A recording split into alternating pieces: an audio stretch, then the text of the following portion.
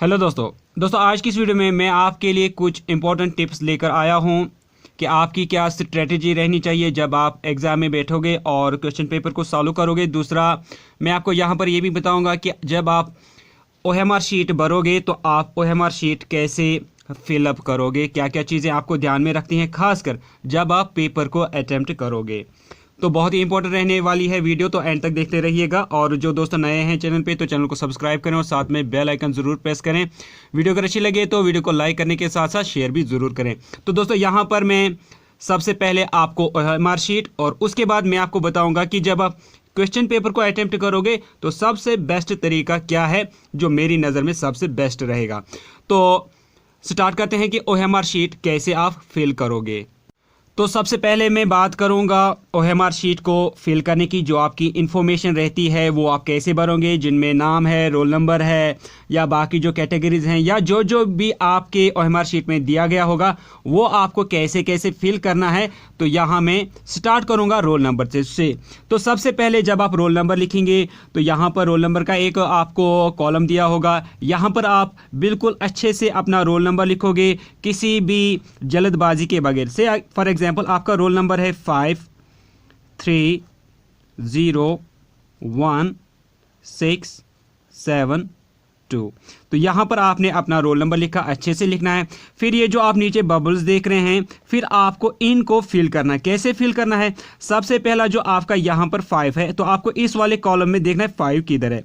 तो जहाँ 5 होगा उस 5 को आपको ऐसे अपने पेन से कलर करना है, लेकिन ये पूरा करना है। रिमेंबर दिस थिंग, ये बबल जो है पूरा भरना है, इसको खाली नहीं रखना है। फिर ऐसे, उसके बाद आपने 3 लिखा तो यहाँ पर आप ऐसे 3 पे जाओगे और इसको पूरा ऐसे आप कलर करोगे ऐसे। फिर उसके बाद 0 है तो 0 पे आपको तीसरे कॉलम में जाना है और यहाँ पर 0 को आपको ऐसे फिल करना है। इसी तरह 1 पे जाना है, इसको अच्छे से बिल्कुल फिल करना है, जल्दबाजी नहीं करनी है, अच्छे से इसको फिल करना है। तो इसी तरह आपको एक एक करके इन सभी को फिल करना होगा। क्वेश्चन बुकलेट नंबर, ठीक, जब आपको वहां से क्वेश्चन पेपर दिया जाएगा उस पे ये लिखा होगा। से फॉर एग्जांपल आपका है 161321, ऐसे आप फिल करोगे और उसके बाद ठीक इसी तरह ये भी आप इसको फिल करोगे 1, फिर उसके बाद 6, उसके बाद फिर से है 1 3, इसी तरह 2 और फिर 1, ठीक। तो यहाँ पर ये भी आपका कंप्लीट हो जाता है। उसके बाद फिर से फॉर एग्जांपल आपको यहाँ पर कैटेगरी दी गई है, आप किस कैटेगरी से है। फॉर एग्जांपल आप शेड्यूल्ड कास्ट से हैं तो यहाँ पर आप इसको भी ऐसे टिक करोगे। आप एक्स सर्विसमैन हैं, अगर दिया गया है येस नो तो वैसे ही, अगर आप हैं तो येस करेंगे, अगर आप नहीं हैं तो नो करेंगे, ऐसे करेंगे, ठीक है। उसी तरह से यहाँ पर अगर दिया गया है नेम ऑफ द पोस्ट, आपको यहाँ पर लिखना है, ठीक है, जैसे क्लास 4 लिखना है, ठीक। तो इसी तरह आपसे लैंग्वेज यहाँ पर दी गई है, तो लैंग्वेज कौन सी है, इंग्लिश हिंदी है, तो आपने जो चूज़ की होगी तो आप उसी हिसाब से भरेंगे। तो यहाँ पर जो ये भी कॉलम दिए गए हैं ना, तो इनको अच्छे से देखना, जो कॉलम आपको दिया गया होगा उसको इसी हिसाब से अच्छे से आपको फिल करना है, ठीक। फिर मानिए यहाँ पर जो आपका दिया गया है कि कैंडिडेट्स का सिग्नेचर, आप अपना अपना सिग्नेचर डालेंगे, ठीक है। तो जो भी आपका सिग्नेचर होगा यहाँ पर आप अपना सिग्नेचर करेंगे। फिर आपका जो वहाँ पर जो सुपरवाइज़र होगा वो भी अपना यहाँ पर सिग्नेचर वगैरह करेगा, ठीक है। या अगर आपको वहाँ पर नाम भी दिया गया हो, कभी कभी नाम भी दिया गया होता है, तो यहाँ पर आप अपने अपने नाम फिल करेंगे। जो भी आपका नाम है, फॉर एग्जांपल राकेश, तो आप ऐसे कैपिटल लेटर्स में इसको फिल करेंगे, ठीक।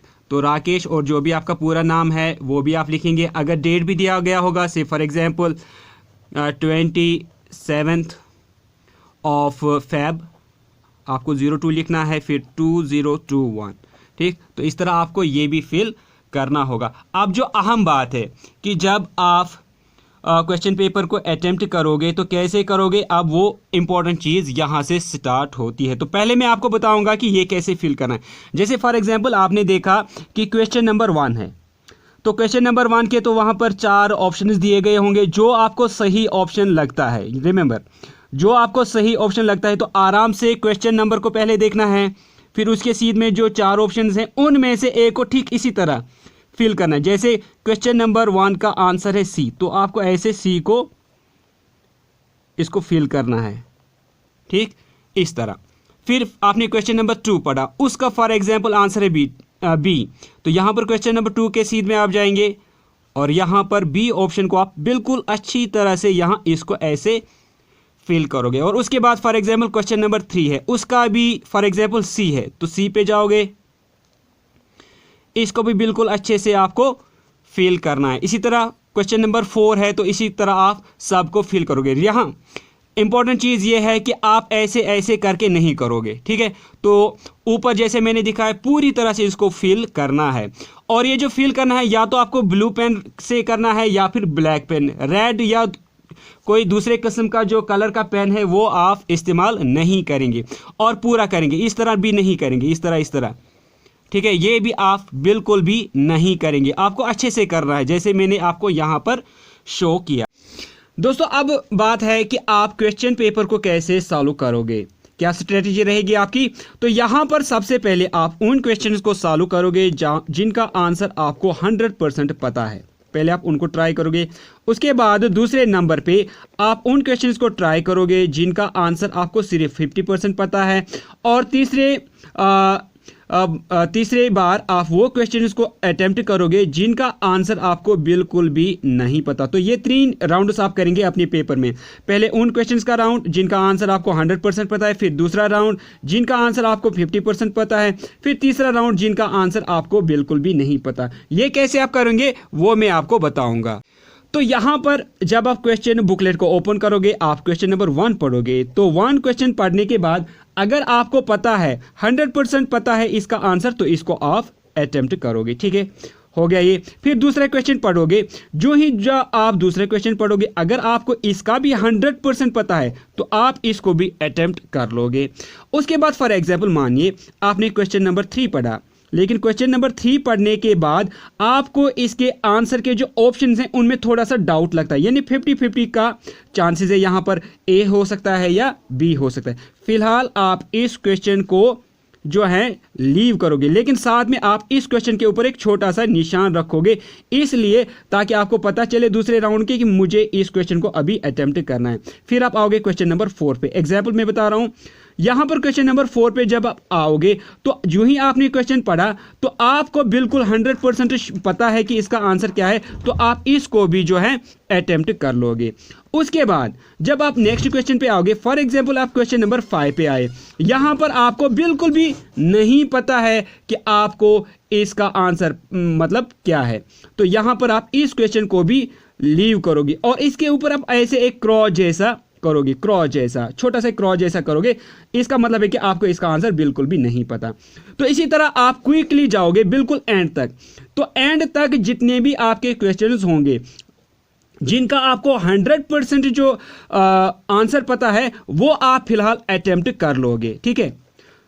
तो यहां पर अब टाइम मैनेजमेंट की बात वो भी इंपॉर्टेंट है। तो यहां पर जितने भी आपको आंसर पता है तो उनको आपको बहुत ही कम टाइम लगेगा, वो आप 15 सेकंड में तकरीबन ये जो क्वेश्चन है एक क्वेश्चन को करने में लगेंगे। तो यहां पर तकरीबन 15 सेकेंड्स में, ओनली 15 सेकेंड्स में आप ये जो क्वेश्चंस हैं इनको अटेम्प्ट कर सकते हो एक क्वेश्चन के लिए। तो यहां पर जब आप एंड तक पहुंचोगे तो यहां पर आपके वो क्वेश्चन सॉल्व हो जाएंगे जो आपको बिल्कुल पता है, ठीक है। तो उसके बाद आप दूसरे राउंड में आओगे, दूसरे राउंड में तो यहां पर आप उन क्वेश्चंस को कोशिश करोगे करने की जिनका आपको 50% चांसेस है। यहां पर जब आपने एक बार इस क्वेश्चन को पढ़ा, जब आप अब दूसरी बार इस क्वेश्चन को पढ़ोगे तो यहां पर ज्यादा चांसेस रहते हैं कि आप इसका जो आंसर है वो रिकॉल कर सकते हो तब तक, क्योंकि जब आप एक बार पढ़ते हो तो कुछ देर के बाद शायद आप इसका आंसर सही से याद कर सको। तो यहां पर आप इन वाले क्वेश्चंस को जो हैं उनको अटेम्प्ट करेंगे 50-50 वाले, यानी जिन पे आपने ये टिक जैसा एक निशान रखा था। तो आप भी अब जल्दी से इन क्वेश्चंस को सॉल्व करोगे। फिर तीसरे राउंड में वो क्वेश्चन रहते हैं जो आपको बिल्कुल भी नहीं पता, यानी जहां पर आप 0% श्योर हैं। तो मैं आपको यहां पर एक राय देना चाहूंगा कि यहां पर जब आप तुक्केबाजी पे आते हो तो ये जो क्वेश्चंस हैं ये आप नहीं करोगे, क्योंकि यहां पर आपकी नेगेटिव मार्किंग है। क्योंकि आपकी नेगेटिव मार्किंग है तो मैं चाहूंगा कि आप इन क्वेश्चंस को नहीं करें, क्योंकि ये आपका जो ऑलरेडी जो आपने स्कोर किया है इसको भी ये डाउन कर देते हैं।